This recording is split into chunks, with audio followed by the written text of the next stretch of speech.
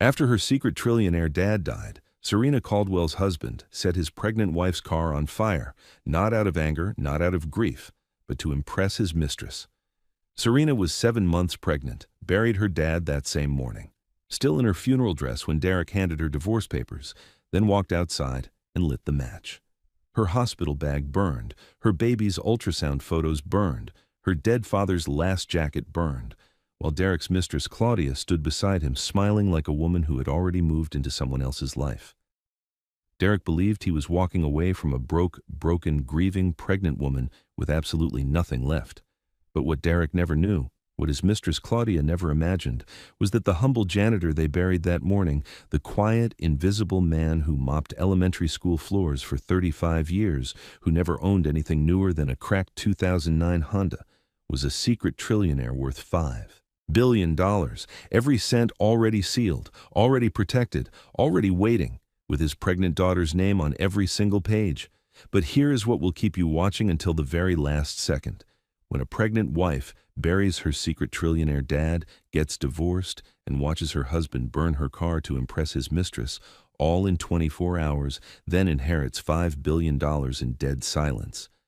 How does she come back? What does she do with 11 months in a pain that deep? And what exactly happened when Derek and his mistress finally understood what was coming? That left them both screaming in a way no attorney, no apology, and no amount of money could ever fix. Let me take you back to where it all started. The hospital room smelled like disinfectant and goodbye. Serena had been sitting in that same plastic chair for 14 hours, her hand wrapped around her father's, her eyes fixed on the monitors measuring his final moments in beeps that kept getting slower, further apart, like footsteps walking away from her. Raymond Caldwell, janitor, widower, the man who had worked Christmas shifts so Serena could have presents, who had eaten ramen for dinner so she could have dance lessons, who had told her every single night before bed, "You are brilliant, you are worthy, you are loved beyond measure." He was leaving her now, his eyes opened one last time, still sharp, still completely her daddy's eyes. "Baby girl." His voice was thin as paper. "Box 1247, First National Bank. Don't tell anyone, not Derek, especially not Derek. Daddy, what are you? Trust the plan." His grip tightened with surprising force. "I already took care of everything. You are never alone. You are never poor. You are never powerless." Then the monitors flatlined, and Serena's whole world went silent. The funeral was gray and wet. 30 people. Yellow roses wilting in the rain. Serena stood at the graveside with one hand on her belly and the other clutching her father's jacket, the one that still smelled like Irish spring soap and coffee and every quiet sacrifice he had ever made for her. Derek stood beside her checking his phone. When the preacher said ashes to ashes, Derek sighed loud enough for her to hear. After the service, he kissed her forehead like a formality. "Got a thing with clients?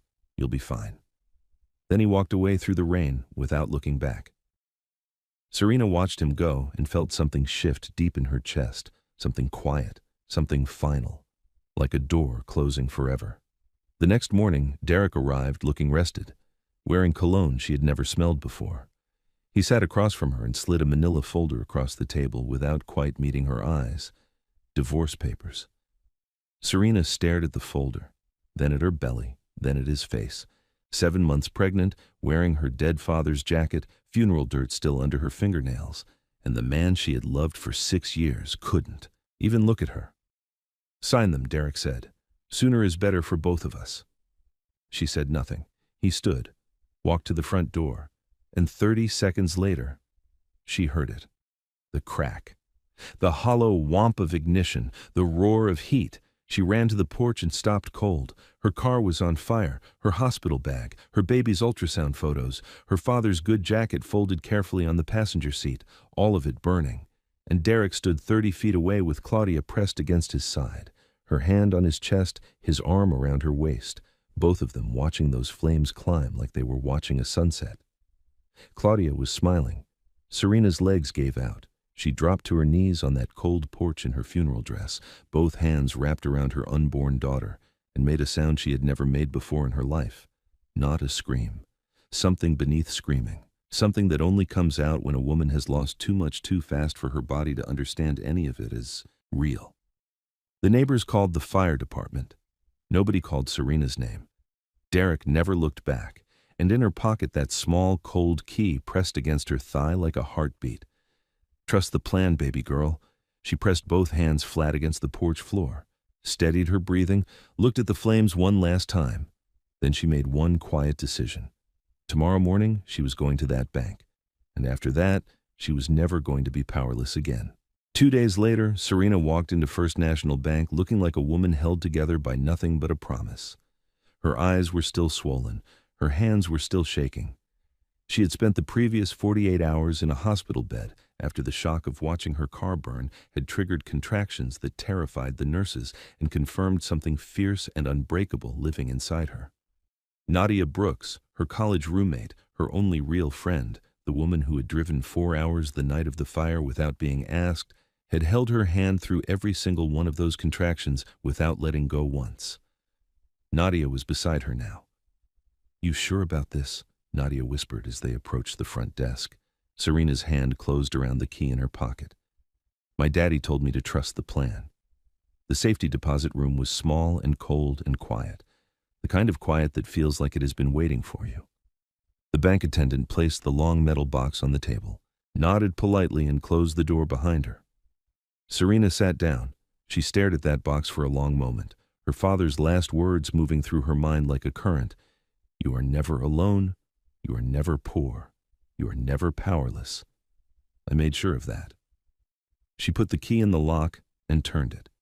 The first thing she saw was a manila envelope, thick, heavy, her name written across the front in her father's handwriting, the same handwriting that had signed every birthday card, every school permission slip, every grocery list she had found tucked into her lunch bag growing up. Her hands were shaking so badly, Nadia had to help her open it. Inside were legal documents, pages and pages of them, words she didn't immediately understand. Irrevocable trust, Hartley Industrial Holdings, sole beneficiary, $5 billion. Serena stopped breathing. She read it again. $5 billion. "Nadia." Her voice came out as a whisper. "Nadia, look at this." Nadia took the documents, read the first page, then the second. Then she set them down very slowly and turned to look at Serena with an expression Serena had never seen on her face before. "Serena, your father." Keep reading, because beneath the trust documents was something else entirely. A second envelope, smaller, unsealed, containing 14 months of bank statements, joint account statements from the account Serena had shared with Derek, and on every single page, circled in her father's red pen, was a recurring transfer. $2,300 every month, like clockwork, transferred directly into an account registered in one name, Claudia Reeves. Serena's vision blurred. Derek hadn't just been stealing her marriage, he had been stealing her money. Every month while she sat in hospital waiting rooms watching her father die, while she worked double shifts to cover their bills, while she told herself things would get better once the baby came. Derek had been quietly, methodically draining their account and sending it to his mistress.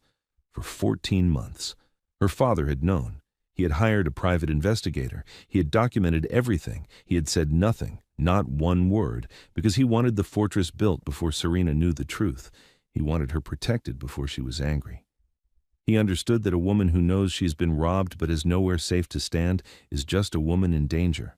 So he built her somewhere safe to stand first.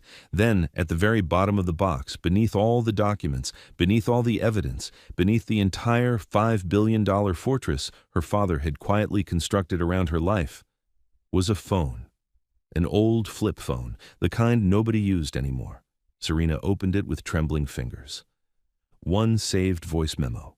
Recorded 3 weeks before Raymond died, from his hospital bed, in a voice she would have recognized anywhere on earth. She pressed play. "Serena, baby, if you're hearing this, if you're hearing, I'm already gone, and the worst thing has probably already happened. But I need you to hear my voice one more time saying the thing I want you to carry for the rest of your life." Serena pressed the phone against her chest, squeezed her eyes shut. "You were never my burden, never my sacrifice. You were my reason. Every floor I mopped, every Christmas shift, every bowl of ramen, I did it because watching you become who you are was the greatest privilege of my entire life. You are Raymond Hartley's daughter. You have steel in your spine and grace in your heart and $5 billion with your name on every single page. So when you're ready, and you will be ready. Stand up, baby girl. Trust the plan. And remember that your daddy loved you more than all the money in the world." Serena didn't make a sound. She just sat in that small, cold room with her father's voice still trembling in the air around her, one hand on her belly, tears falling silently onto the documents that had just changed everything.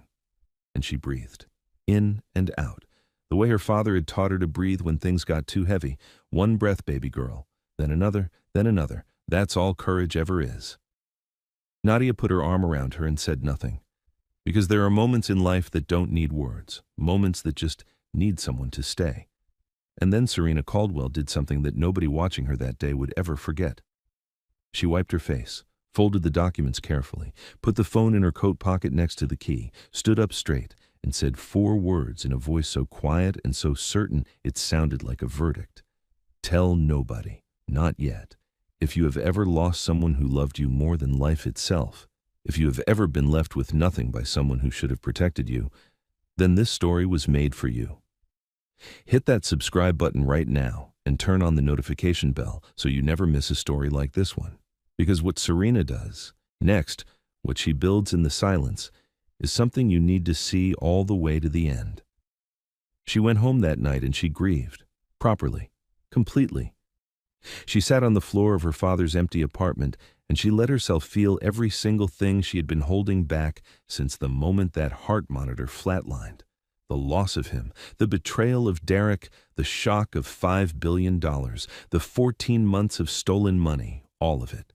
She felt it all the way down to the bottom. And then she got up. 3 weeks later, Serena gave birth to a baby girl in a hospital room with only Nadia present. 7 pounds, 2 ounces. Perfect. She had her grandfather's eyes, deep and steady and full of something ancient and unshakable. Serena held her daughter against her chest, breathing in the smell of new life, and whispered the same words her father had whispered to her every single night of her childhood. "You are brilliant. You are worthy. You are loved beyond measure." She named her Joy Raymond Caldwell. Raymond, because some names need to keep living. For the next 4 months, Serena moved quietly into a modest apartment, healed, nursed her daughter, and let Derek and Claudia believe with everything they had that they had won. She never called, never texted, never responded to Derek's 14 unanswered phone calls the week he discovered the full extent of Raymond's estate through public probate records and realized, too late, far too late, exactly what he had walked away from. She let him panic. She let them both panic. Because while Derek was calling attorneys and Claudia was calculating what she had helped destroy, Serena was doing something else entirely. She was meeting with Harold Green, her father's estate attorney, a quiet, sharp man in his 60s who had spent 8 years building Raymond's fortress and was now handing the keys to the person it was always built for. "Your father was the most deliberate man I ever worked with," Harold told her in their first meeting, sliding a thick leather portfolio across the mahogany table. He thought of everything, every exit, every loophole, every vulnerability. He closed them all. Serena opened the portfolio, Hartley holding subsidiaries, shell companies, investment vehicles, board positions, all of it invisible, all of it connected, all of it waiting. "Where do I start?" she asked. Harold smiled for the first time. "Your father said you'd ask that.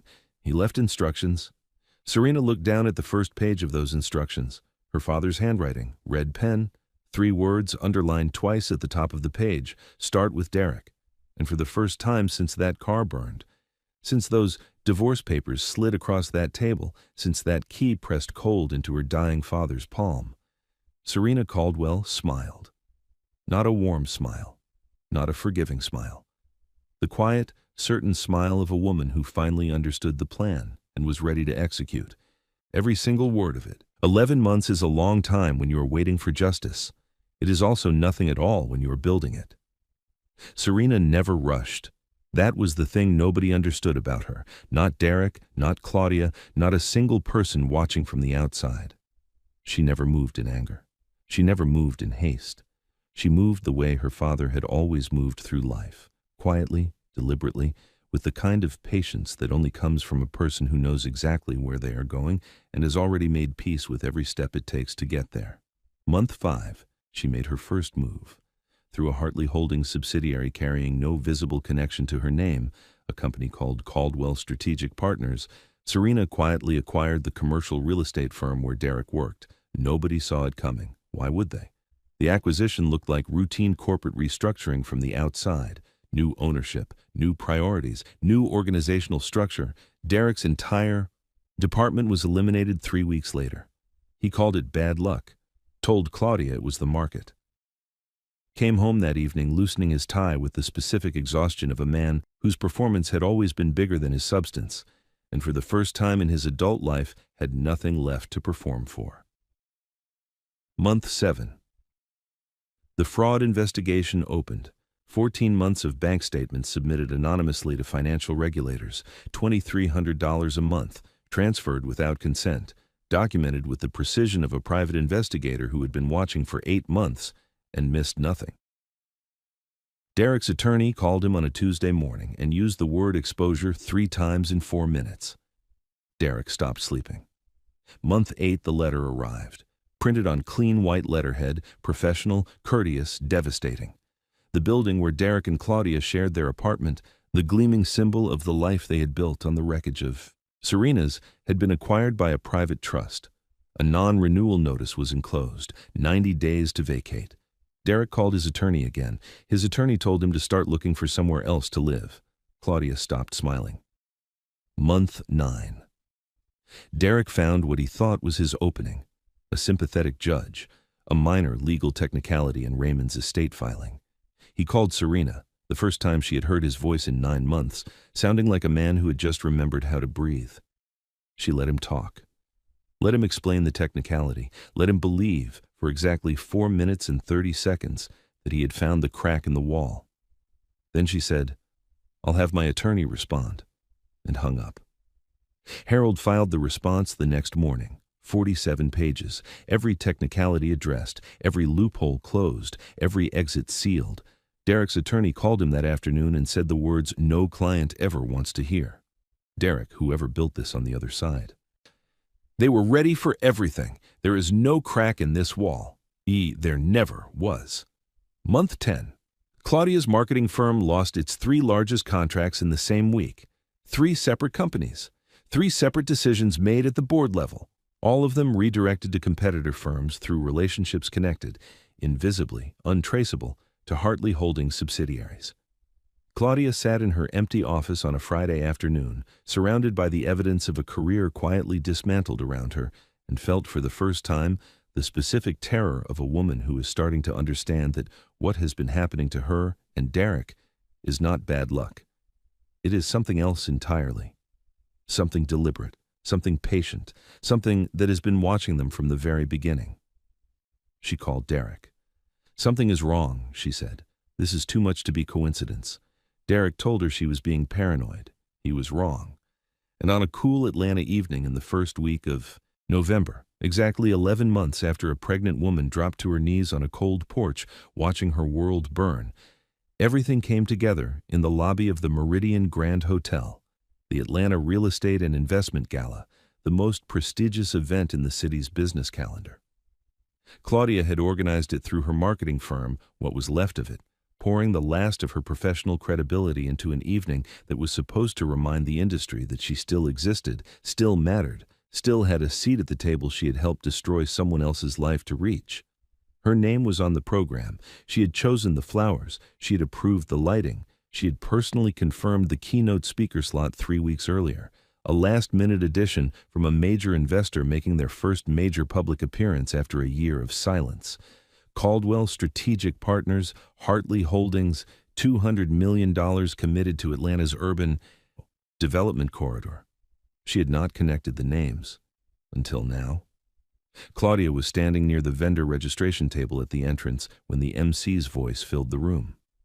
"Ladies and gentlemen, please welcome tonight's keynote investor speaker, representing Hartley Holdings and Caldwell Strategic Partners, Miss Serena Caldwell."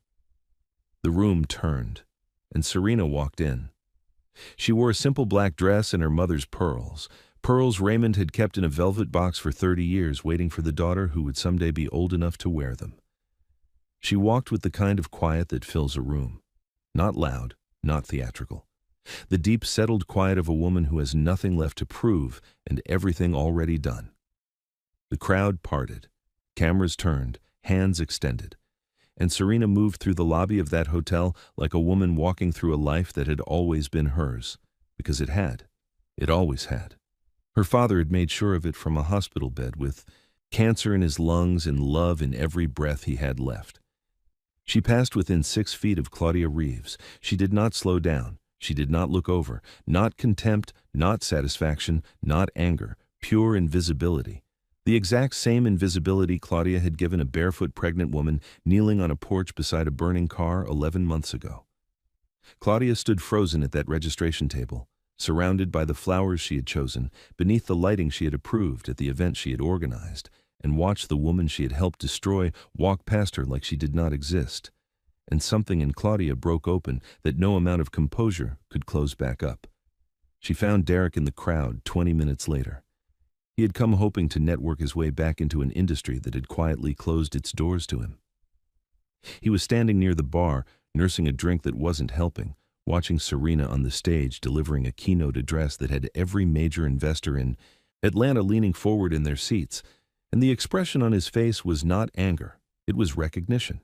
The slow, nauseating recognition of a man who is finally counting the dominoes and realizing they all have his name on them. The job, the investigation, the apartment, the contracts, the legal wall that Harold built around every exit Derek thought he had found. All of it Serena, the whole time. Moving in silence, executing her father's plan with the precision of a woman who had spent 11 months becoming exactly who Raymond Caldwell had always known she was. Derek set his drink down, walked toward the exit, found the parking garage. And that is where Claudia found him, standing between 2 cars under the flat white light of a concrete ceiling, staring at nothing, the full weight of 11 months of invisible consequence finally settling on his shoulders all at once. Derek. Claudia's voice was barely a voice. Derek, she did all of this. It was her, every piece of it. The job, the building, the contracts. It was Serena. It was all Serena. Derek said nothing.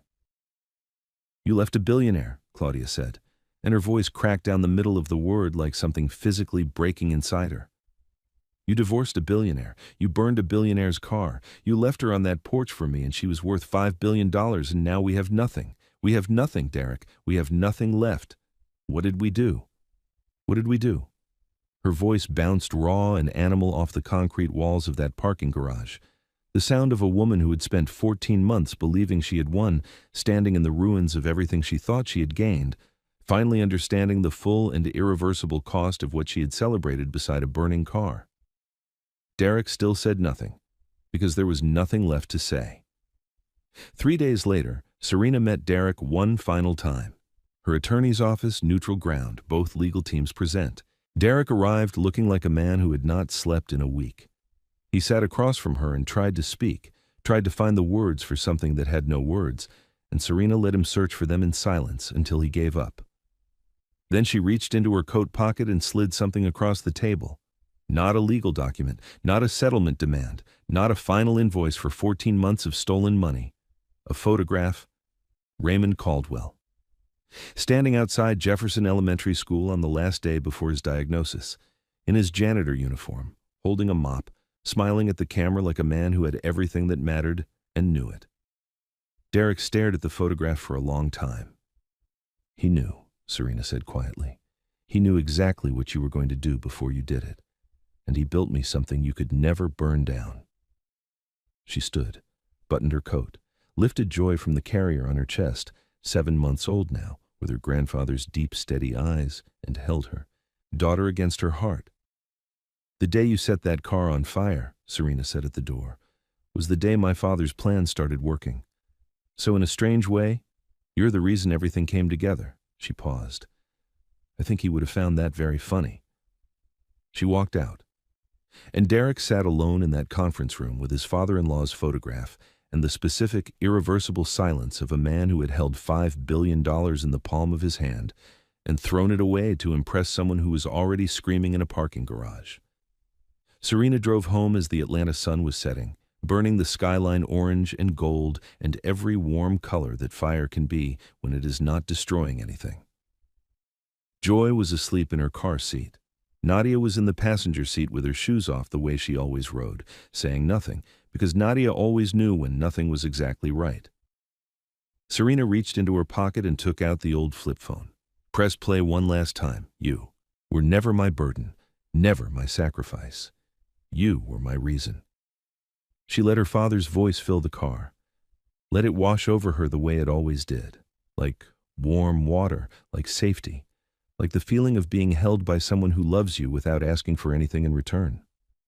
Joy stirred in the back seat and made the small, soft sound that babies make when they are perfectly, completely content. Serena looked at her daughter in the rearview mirror, those deep, steady eyes blinking slowly in the golden light. "You are brilliant," Serena whispered. "You are worthy. You are loved beyond measure." The same words, the same voice, the same love passed from a father to a daughter to a granddaughter he had never held but had protected before she was even born. That is what $5 billion actually looked like. Not the gala, not the legal fortress, not Derek sitting broken in an attorney's office or Claudia screaming in a parking garage. It looked like this: a mother and her daughter, a setting sun, an old flip phone, and a love so deep, so deliberate, so completely undefeated that even death could not touch it. If this story moved you, if it reminded you that the people who leave you in the fire sometimes do you the greatest favor of your life, then please subscribe to this channel right now and turn on that notification bell so you never miss a story like this one. Every week we bring you stories about real love, real betrayal, real strength, and real justice. Stories that will break your heart and put it back together again stronger than before. And before you go, drop a comment below and tell me, have you ever been protected by someone who loved you more than you knew? Have you ever been left in the fire and come out the other side? Tell me about them. Honor them. Because every single story in this comment section matters. This one was for Raymond, and for every father who ever loved his daughter enough to protect her, even from the grave.